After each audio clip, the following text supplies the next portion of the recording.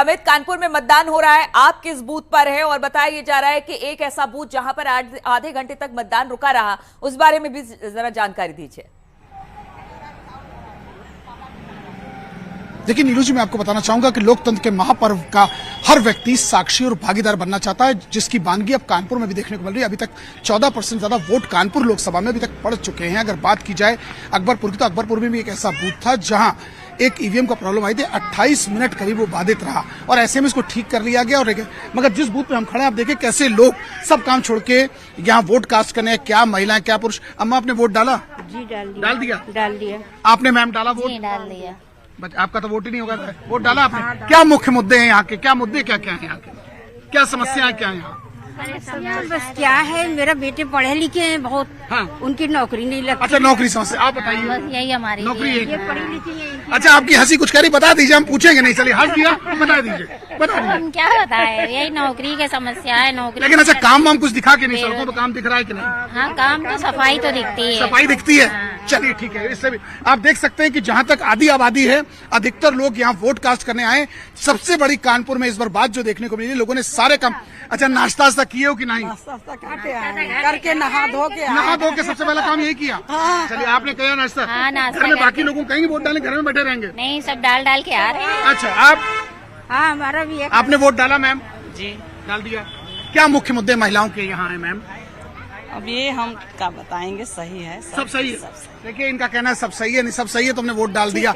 ऐसे में नीनू जी देखिए, सबसे बड़ी बात है मुद्दा क्या है, किसको वोट दिया है, ये इनकी सोच है। अब जब परिणाम आएगा तब चलेगा। लेकिन सबसे बड़ी बात है, जो न्यूज 18 हर अपने करोड़ दर्शकों से अपील कर रहा है कि अपना वोट कास्ट करें, क्योंकि यदि आपको अपने जहन में कोई तस्वीर है या कोई चीज बदलनी है, तो आपको वोट कास्ट करना पड़ेगा घर बैठ के। न्यूज 18 को आप सेल्फी भेजकर, न्यूज 18 को जो आप जैसे ही आप मतदान करते हैं उसके बाद आप सेल्फी खींचकर भेजते हैं, तो स्क्रीन पर आपकी सेल्फी दिखाई जाएगी, जो कुछ सेल्फीज इस वक्त आप देख भी पा रहे हैं। तो न्यूज 18 यही अपील करता है, घरों से बाहर निकलिए और वोट कास्ट कीजिए। हमारे साथ प्रभात त्रिपाठी जी जुड़े हुए वरिष्ठ पत्रकार हैं।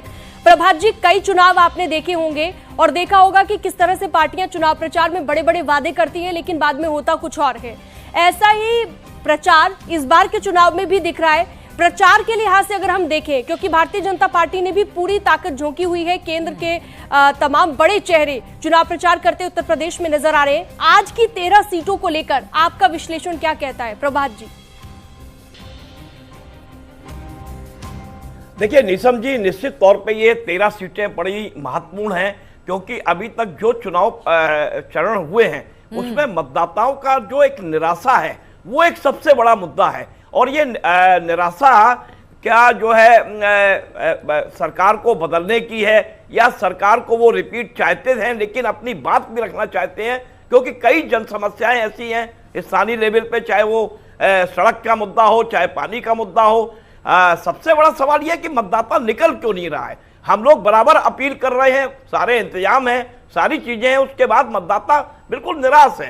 ये तो क्या वजह आपको लगती है मतदान प्रतिशत कम रहने के पीछे प्रभात जी? कई लोग अपने अपने तर्क दे रहे हैं। कई लोग कह रहे हैं गर्मी ज्यादा है, गर्मी कम है, गर्मी की वजह से भी इम्पैक्ट हो रहा है मतदान।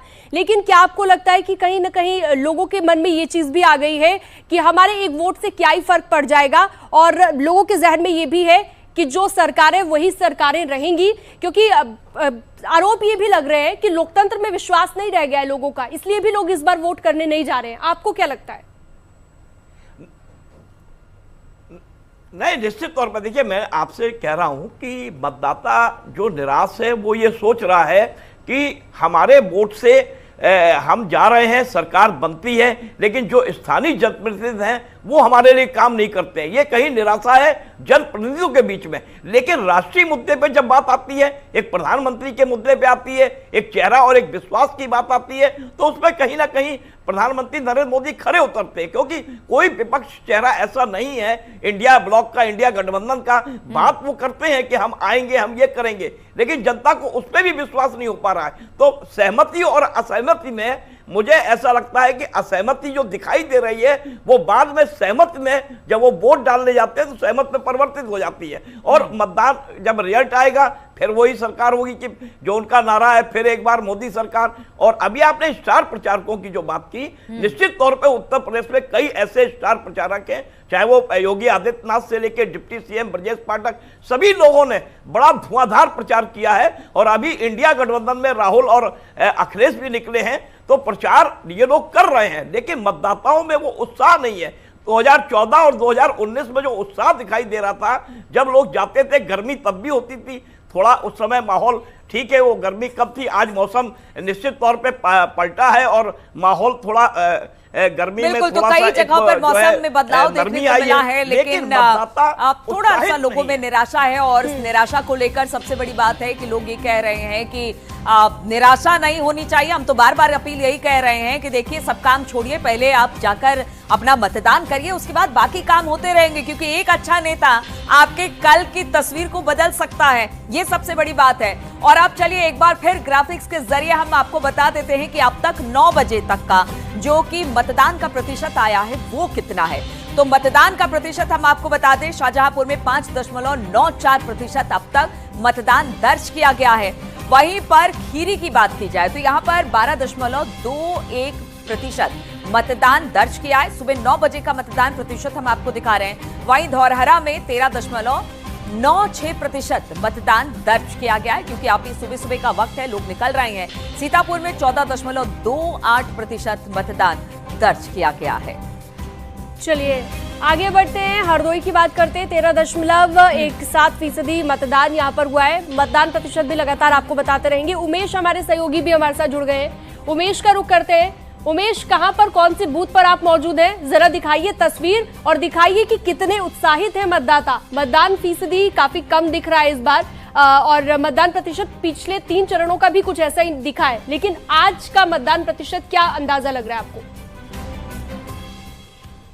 जी देखिए, लखीमपुर लोकसभा क्षेत्र में 9 बजे तक 12.21% के आसपास की पोलिंग हो चुकी है, और यहां पर मतदाताओं में उत्साह देखने को मिल रहा है। रिमझिम फुहारें भी पड़ी, कई क्षेत्रों में बारिश भी हुई, लेकिन मतदाता घरों से निकल रहा है और अपने सबसे बड़े अधिकार का प्रयोग कर रहा है। न्यूज 18 की टीम इस वक्त निघासन में मौजूद है। यहां अजय मिश्र टेनी भी अपना वोट कास्ट करने के लिए आएंगे। इन तस्वीरों में आप देखिए कि किस तरह से यहां लाइन्स लगी हुई हैं, कतारें लगी हुई हैं, और लोग अपनी बारी का इंतजार कर रहे हैं और उत्साह के साथ मतदान करने के लिए यहां पहुंच रहे हैं। आप क्या कहेंगे, मतदान करने के लिए आप आए हैं, क्या सोच करके आप वोट डालने के लिए जा रहे हैं? अपने लोकसभा क्षेत्र को कैसा आप देखते हैं? लखीमपुर खीरी में क्या विकास होना चाहिए? क्या क्या सोचते हैं अपने क्षेत्र के बारे में, जरा बताएं।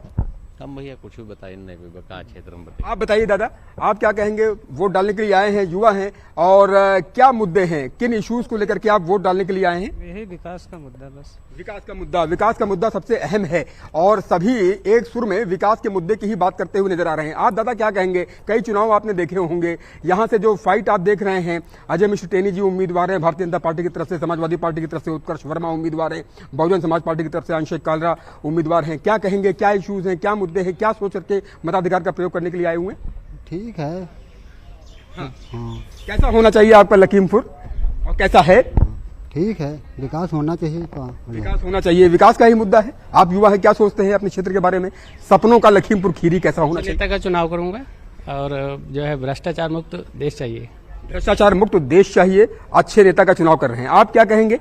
अच्छा, आपने बोल दिया, तो आप देख रहे हैं कि ये लाइन दूसरी तरफ की भी दिखाइए कि किस तरह से यहाँ पर कतारबद्ध है लोग। आगे बढ़ेंगे अभिषेक और दिखाएंगे दूसरी तरफ की तस्वीरें कि किस तरह से लोग यहाँ पर कतारबद्ध हैं। अच्छी फाइट, दिलचस्प फाइट यहाँ पर देखने को मिल रही है, और ये नजारा लखीमपुर खीरी क्षेत्र के बनवीरपुर गांव का है। आदर्श प्राथमिक विद्यालय बनवीरपुर जो पोलिंग सेंटर बनाया गया है, यहाँ पर हम मौजूद हैं, और ये सामने की तस्वीर भी आप देखिए कि किस तरह से यहाँ पर लोग कतारबद्ध हैं। इन लोगों से ही बात करने की कोशिश करते हैं और जानते हैं कि किन इश्यूज को लेकर के ये लोग मताधिकार का प्रयोग करने के लिए पहुंचे हुए हैं। बाबूजी क्या कहेंगे, मताधिकार का प्रयोग करने के लिए आप आए हुए हैं, और क्या कहना चाहेंगे? बहुत सारे मुद्दे हैं उमेश, और हर मुद्दों पर लोग बातचीत करना चाहते हैं। मुद्दे जो उनसे सरोकार रखते हैं उस पर खास तौर पर लोग बात करके अपना मतदान करने की बात कह रहे हैं। देवेंद्र हमारे साथ इटावा से इस वक्त जुड़ गए हैं। देवेंद्र, अगर इटावा की बात की जाए, आप कहां पर हैं, मतदान किस तरह से चल रहा है, और लंबी लंबी कतारें क्या वहां पर लग रही हैं? क्या बता रहा है कि आज मतदान किस तरीके का रहेगा? क्योंकि पिछला जो 3 चरण रहा है वो तो निराश करने वाला ही रहा है, बहुत अच्छा नहीं रहा है।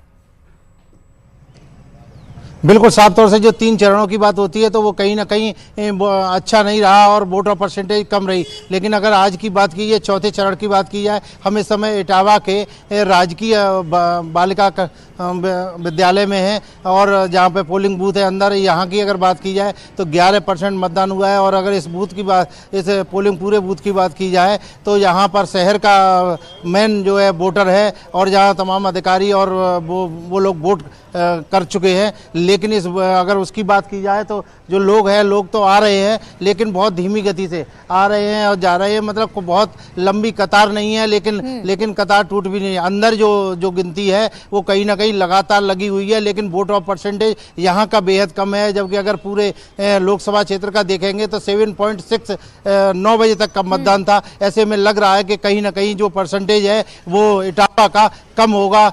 जो उत्साह है वो लोगों में भले ही अभी इस समय कम दिख रहा है, लेकिन चूंकि जिस तरह से सुबह शुरुआत हुई थी, पानी की बूंदाबांदी हुई थी, उसके बाद में ऐसा लग रहा था कि वोट ऑफ परसेंटेज अच्छा होगा, लेकिन वो नहीं हुआ। और इस समय 9 बजे तक 7.6% मतदान हुआ। लोग हैं यहाँ आ रहे हैं और लंबी कतार भले ही नहीं है, लेकिन लोग आ रहे हैं, जा रहे हैं और मतलब कतार टूटी नहीं है। लेकिन उसकी वजह से असर है। और है। अभी तक जो 9 बजे तक जो मतदान का प्रतिशत रहा है वो 7 कुछ रहा है।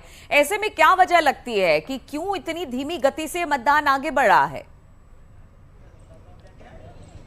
बिल्कुल, जिस तरह से सुबह मौसम हुआ था तो ऐसा लग रहा था कि जो कतारें हैं वो लंबी होंगी, लेकिन वो नहीं हुई। उसके बाद में पानी बंद होने के बाद में एक साथ गर्मी हो गई है। मौसम बेहद गर्म है, जिसको लेकर जो है ऐसा लगता है कि लोग कम निकल रहे हैं। हालांकि इस बूथ जो पिछले अगर आंकड़ों की बात की जाए तो लोग बताते हैं कि यहाँ पर मतदान प्रतिशत हमेशा अच्छा रहता है। ये शहर का मेन देवेंद्र, इस बार भी देखते हैं कि क्या मतदान प्रतिशत अच्छा रहेगा। इस बार भी ये शाम को 5 से 6 बजे तक क्लियर हो जाएगा।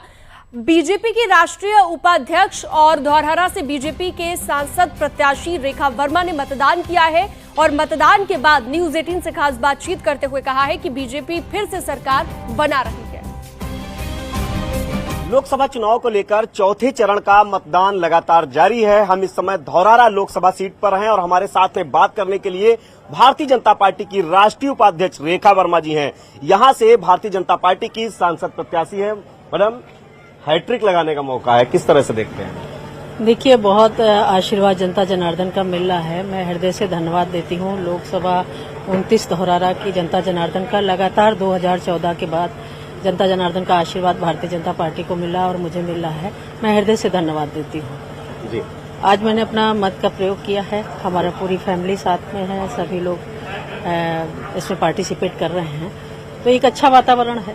प्रधानमंत्री नरेंद्र मोदी का आज हमारे चैनल पर एक इंटरव्यू हुआ है। हमारे चैनल पर उन्होंने सीधे तौर पर बोला है कि विपक्ष के पास कोई एजेंडा नहीं है, ना ही नीति और ना कोई नेता है। बिल्कुल सही बात है कि उन्होंने 60 साल देश पे राज किया और 60 साल के बाद में जिस तरह से जनता ने उनको जवाब दिया है और भारतीय जनता पार्टी को आशीर्वाद दिया है, आज उनके कोई भी नेता हैं जनता के बीच में जाने से डरने लगे हैं, क्योंकि 10 साल का कार्यकाल मोदी जी का और जो हमने कार्यों को अपने जन जन तक पहुंचाया है, तो उनके 60 साल के कार्यकाल पे भारी पड़ रहा है। आज पूरा समर्थन, पूरे देश का समर्थन भारतीय जनता पार्टी को मिल रहा है, आशीर्वाद मिल रहा है और हम सरकार पूर्ण बहुमत की बनाने जा रहे हैं।